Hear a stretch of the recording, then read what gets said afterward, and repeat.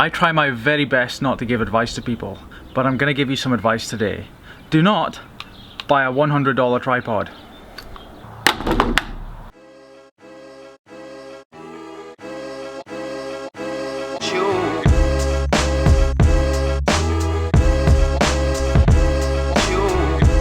Here's the thing, I don't know that much about cameras and filming and photography and that kind of stuff, but I do know mechanical things and quality things, and I don't know if you know, but like I've got this thing where I don't just buy the best, I buy like beyond what I need. Sometimes I go overboard, and that kind of thing comes through in the products I design, make and sell. You know, everything's made out of titanium, and it's typically the best out there, whatever it is. A titanium mechanical pencil, pen, tweezers, those kind of things. Anyway, take a look at this. This is a $500 tripod.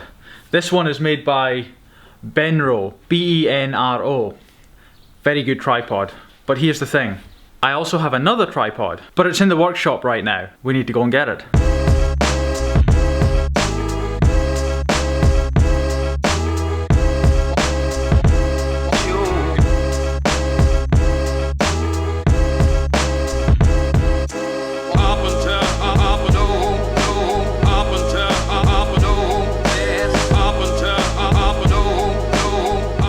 Right, very quickly, tripods. This is the one I showed you at the house, Benro, about $500. This is the other one. This one here, Manfrotto, both very good tripods. I'm sure there's other ones out there. What I do is I just trust my guy Jared in the local photography shop. He really knows his stuff. You know, I bought this one before I knew him. I thought it was a good one, and I bought this one afterwards. He said it was more bang for the buck, and it does seem to be that way. But here's the thing, like I said, both really good tripods, both in the $500 range, really sturdy, just good, like more than I need. But here's the funny thing, the very interesting thing. The Benro has this way of opening and closing the legs. You twist and you pull out, which I personally find way better than this, the Manfrotto one, and you unclip it, extend it out, and then clip it back again. There's a few other things, like each of these tripods has a ball head on it, so you loosen this bit here, and you know the camera can move around. This is the Benro one. My personal preference, by a fairly significant margin, is that the Benro tripod, the legs are easier, the knobs up here for adjusting the sort of the tilt and the ball on the end, just way better. Like, it just has the edge in pretty much every way except one way, and that is this bit here, how the camera goes on. Now I don't have this bit with me, I left it at the house, but you basically turn a knob like that, your camera slides into here, and then you turn that and clamp it in. If I hadn't experienced the Manfrotto here, I would have been happy with it. However, this is the Manfrotto. Take a look at this.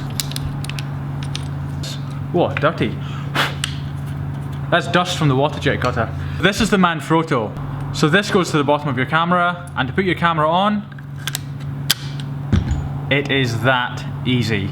It's phenomenal. The Manfrotto bit there just blows the other one away, in the way I use it at least. But everything else about the Benro is better, I personally find better. Now I also have a Benro mount on this camera. So I have Manfrotto mount, Benro mount, Benro mount. I want to put a Manfrotto on the top of this and on the top of this, so that I can just flip cameras around, and it just makes it easier. It may not seem like a big deal unscrewing the camera in and out all the time, but it is. It really is.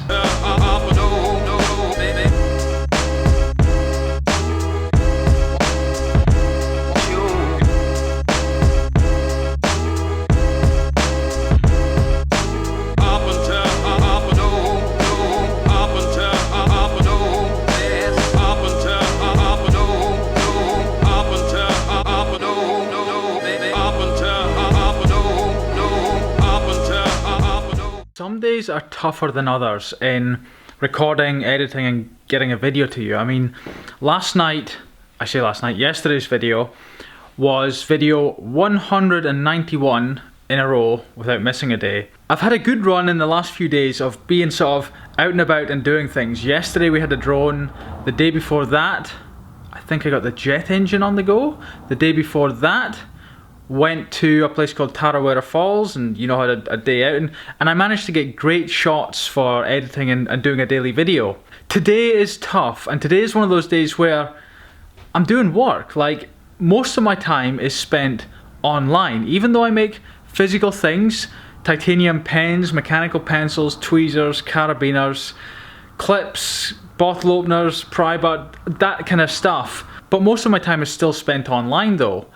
Website, emails, paying invoices, just like the dirty rolled up sleeves work that has to be done, that really isn't exciting for me and certainly not exciting for you. There's no point you just watching me sitting at the computer all day. In fact,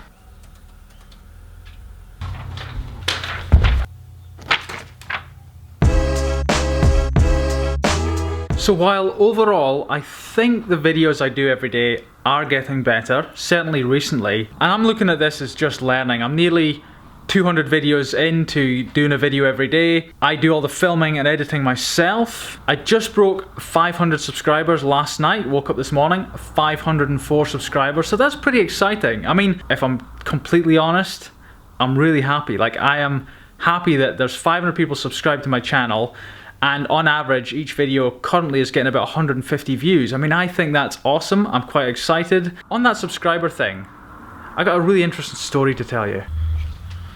Okay, let's get a better lens. There we go. Oh, a bit close. Right, so this lens is a little bit different. It's not a wide angle lens. The other was a wide angle lens. It's cheap, it's not got much glass in it, and it was only like $300. This lens is, I think, a $1,300 lens. It's heavy, it's full of glass, and you can probably see the quality of the picture. Like, I can see myself in it, and just like, the style of it is that I'm in focus, the background is kind of somewhat blurred, so the attention is on me, whereas the other lens, everything's pretty much in focus. So, hopefully I have your attention for the next 30 seconds. Now, I do these daily videos. You know, typically in the past they've been getting, you know, 30, 40, 50, 100, and now on average 150, 200, 300 views sometimes. But I have one video and it's called The Ultimate DSLR Gimbal. It's over 44,000 views now, I think, compared to like 100 views on average just now. But that's besides the point. There was one little comment on there a few months ago that I found amusing.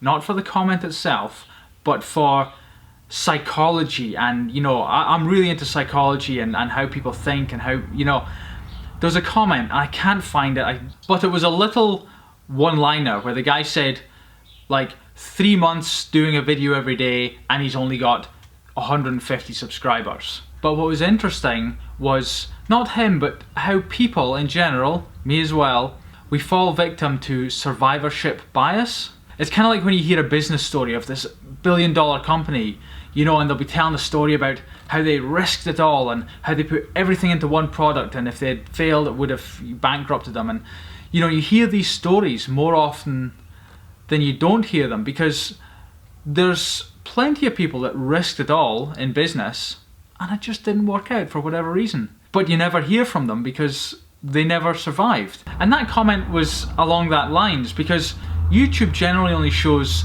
the most popular channels and videos to you. What most people see all the time, and I see it as well when I browse YouTube, which I do quite often, I see these channels with tens of thousands, hundreds of thousands, and millions of subscribers, and they're doing a video every day, for instance. But what I don't see is the hundreds, thousands, and probably even tens of thousands of people doing a video every day that only have like 50 subscribers or 100 subscribers.